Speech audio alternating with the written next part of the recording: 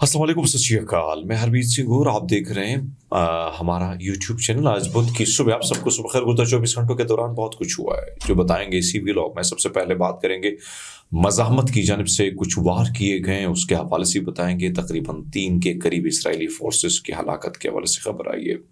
जबकि शाम में क्या सिचुएशन है, क्या हालात हैं, उस पर भी बात करेंगे। दीगर बहुत सारी खबरें हैं जो इस व्लॉग का हिस्सा होंगी। सबसे पहले तो आपको बताएंगे कि इसराइल ने गजा में झड़पों के दौरान अपने 3 फौजियों की हलाकत की तस्दीक कर दी है। रॉयटर्स के मुताबिक इसराइली फौज का कहना है कि पट्टी में 3 फौजी एहलकार मारे गए हैं। इसी तरह इसराइली फौज ने यह बताया कि तीनों फौजी शुमाली गजा की पट्टी में लड़ाई के दौरान जो है उनकी हलाकत हुई है। एक तरफ तो ये सिचुएशन है, दूसरी तरफ आपको बताते चलें कि इस वक्त फ़लस्तीन और इलाकाई यानी जो मज़ाहमती ग्रुप्स हैं उनके दरमियान जो झड़पें हुई हैं वो थोड़ी सी तफसील आपके सामने रख लेते हैं। अल-क़स्साम ब्रिगेड ने कार्रवाइयाँ की हैं। मकबूजा मगरबी किनारे के शहर तूबास के मरकजी सड़क के करीब इसराइली फ़ौज के साथ शदीद झड़पें हुई हैं जिसमें खुद कार हथियारों का इस्तेमाल हुआ है। अक्सा शोदा ब्रिगेड ने बड़ी तेज़ कार्रवाइयाँ की हैं जिसमें इसराइल के फोर्सेस के हवाले से जो मैंने बताया कि कुछ हलाकतें हुई हैं, कुछ लोग ज़ख्मी हुए हैं। मगरबी किनारे जो है तूबास शहर के तमून के मशरक में बगावत आबादकारी में इसराइली फौज के इज्तिमा को शदीद गोलियों की बारिश से निशाना बना, जिनको पीछे की तरफ पसपा होना पड़ा। शहीद अब्दुल कदीर अल हुसैनी ब्रिगेड के साथ मिलकर रिफा शहर के मशरक इलाके ईद अल बश्ती स्ट्रीट पर यासिर 2 धमाका खेज आले से फौजी गाड़ी को तबाह किया जिसमें एक इसराइली फौजी की जो है हलाकत हुई है। वस्ती गजा के फिजाओं में इंटेलिजेंस मिशन अंजाम देते हुए एक इसराइली फौजी ड्रोन पर कब्जा कर लिया गया। शुमाली गजा में जवालिया सर्विस क्लब के इर्द गिर्द तैनात इसराइली फौज के इज्तिमा को 60 मिलीमीटर गोला बारूद से निशाना बनाया गया। मकबूजा मगरबी किनारे के शहर तूबास में इसराइली फौज के हमलों का मुकाबला मशीन गनों और इस्तेमाल करते हुए यानी खासकर आला घर की यानी जो देसी साख्ता बम है उनसे उनको के साथ मुकाबला हुआ है।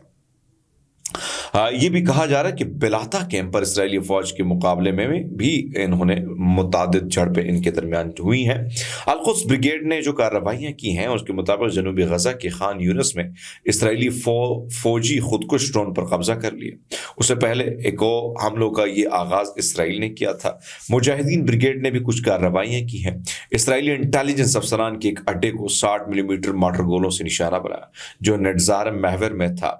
और शहीद अबू अली मुस्तफ़ा ब्रिगेड ने भी कुछ कार्रवाइयाँ की हैं। गजा शहर के जनूब में निज़ारम महाज पर इसराइली फौजी हावर्डज़र तोपखाने की पोजीशन पर जो है कलेबरी मार्टर गोलों से इसराइल पर हमला किया है। चूंकि मज़ाहमत अपनी कार्रवाइयाँ जारी रखी, जितना उनमें दम है वो अपना काम जारी रखे और भरपूर, ये नहीं है कि वो हमले से चुप हो गए या खामोश बैठ गए, ऐसा नहीं है।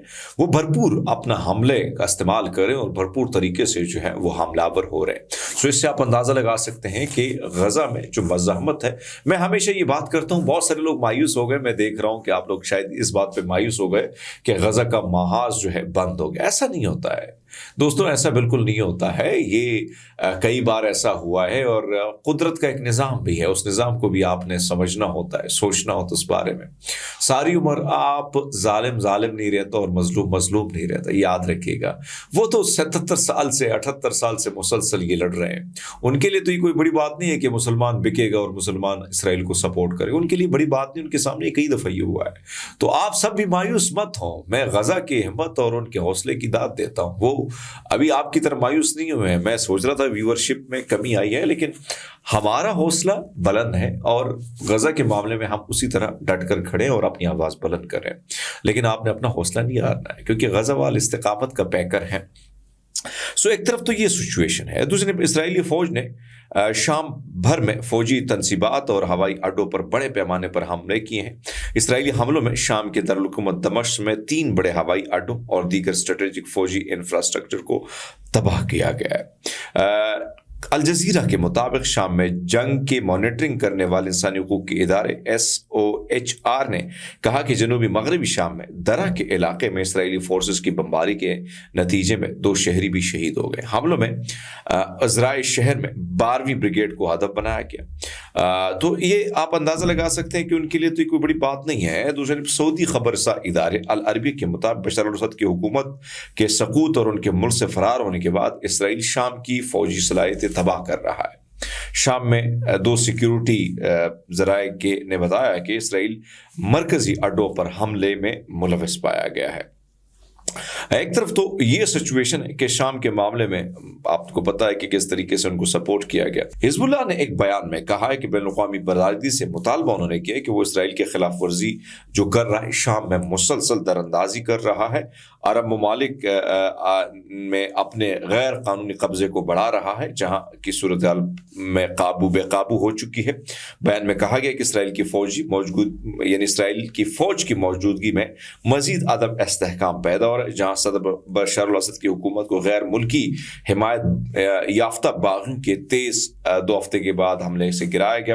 تو وہ یہ کہتے ہیں کہ بھائی صاحب یہ معاملہ ہے کہ آپ ایک طرف تو کہتے ہیں جنگ بندی کرو، جب ہم نے جنگ بندی کر دی تو اسرائیل حملے کر رہا ہے۔ دوسری جانب آپ کو بتاتے چلیں کہ ایران کے یعنی مسلط کونسل کے رکن اور سابق IRGC کمانڈر نے ایک انتباہ کیا ہے اور انہوں نے کہا ہے کہ دہشت گرد عراق پر حملے کی بڑی تیاری کر رہے ہیں۔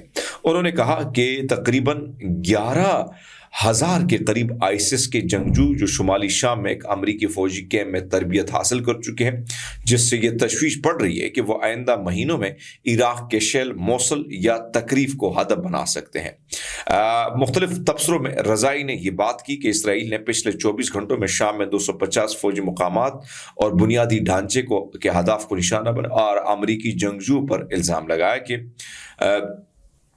ملک کے تمام فوجی مقامات کو ہم نے تباہ کر دیا ہے۔ انہوں نے مزید کہا کہ حالیہ پیش رفت لبنان، شام، ممکنہ طور پر عراق میں اس بات کو ظاہر کرتی ہے کہ دشمنوں کو اس خطے کی آزادی بڑھتی ہوئی خوف آ رہا ہے اور اس کے عوام کو مزید کمزور کرنا چاہتے ہیں۔ دوسری آپ کو بتاتے چلے کہ مختلف یونیورسٹیز میں فلسطین کے حق میں ریلیاں نکل رہی ہیں اور کچھ ووٹنگ ہوئی ہے جس میں یعنی میں نے آپ کو پہلے کہا تھا کہ اس وقت فلسطین کے معاملے پہ اگر آپ دیکھیں تو دنیا بھر کی جو یونیورسٹیاں جو اسرائیل کے خلاف انہوں نے مختلف طریقے سے جو ہے وہ حملے یعنی انہوں نے احتجاج کیا، اب ان کے خلاف کریک ڈاؤن ہو رہا ہے، لیکن اس کے باوجود یہ شکاگو کی ایک یونیورسٹی ہے، اس میں اسٹوڈنٹس نے کیا کہ ان سے ریفرینڈم کیا گیا، 3 سوالات ان سے پوچھے گئے کہ کیا بیل کو فوجی ہتھیار تیار کرنے والی کمپنیوں میں سرمایہ کاری یعنی کرنی چاہیے، اسرائیل کا ساتھ آپ دیں گے یا فلسطین کا ساتھ دیں گے، فلسطین اسکالرز اور طلباء میں سرمایہ کاری کرنی چاہیے۔ تو یہ سوالات میں کہا جاتا ہے کہ پہلا سوال جو اس کے حق میں 83% لوگوں نے ووٹ کا حق دیا، دوسرے میں 76 اور تیسرے میں بھی کچھ 80% لوگوں نے، یعنی یہ بہت بڑا اقدام ہے کہ ان تمام تر صورتحال کے باوجود اسرائیل اپنی لابنگ میں اسی طرح ناکام رہا ہے بین الاقوامی سطح پر کہ وہاں پر ابھی بھی اس سے آپ اندازہ لگا سکتے ہیں کہ وہاں پر تمام تر فنڈ ہونے کے باوجود، تمام تر پابندیاں، تمام تر یونیورسٹیز میں تبدیلیاں کرنے کے باوجود وہاں پر طلباء جو ہے وہ اس وقت بھی اسرائیل کے خلاف ہیں اور فلسطین کے حق میں ڈٹ کے کھڑے ہیں۔ دوستو ہماری کوشش ہوتی ہے کہ مشرق وسطیٰ سے جڑی چیزوں کے حوالے سے آپ کو گاہے بگاہے آگاہ کریں اور آپ کو بتاتے چلیں کہ اس وقت سچویشن جو چل رہی ہے مڈل ایسٹ کے حوالے سے جو چل رہی ہے وہ بڑی انتہائی خطرناک ہے، اور اس حوالے سے مختلف چیزیں، مختلف بدلاؤ اور جو بدلاؤ آ رہے ہیں آنے والے دنوں میں کیا ہوگا۔ یعنی شام کی اگر میں بات کروں تو وہاں پہ کہا جاتا ہے یہاں پہ مختلف جگہوں پہ بڑی خوشیاں منائی گئی ہیں، نیتن یاہو بھی بڑا خوش ہے، دیگر ممالک کے لوگ بھی بڑے خوش ہیں کہ وہاں پہ چینجز آئے۔ میں سمجھتا ہوں کہ اس وقت جو چینجز آئے ہیں، یاد رکھیے گا کہ سیریا میں مجھے نہیں لگتا ہے کہ کوئی ایسی حکومت بن پائے گی، کیونکہ وہاں پر کچھ 30 سے زائد بڑے گروپس ہیں اور وہ 30 سے بڑے زائد گروپس جو ہیں ان میں سے ایک ہی پہ یعنی ایک پلیٹ فارم پر آنا کوئی آسان کام نہیں ہوگا۔ تو یہ کنڈیشن ہو سکتی ہے جس سے آگے جا کے حالات مزید بپھرنے کو تیار ہیں، جس کا فائدہ اسرائیل اٹھا سکتا ہے۔ اب تک کے لیے بہت سارا خیال رکھیں، بہت شکریہ۔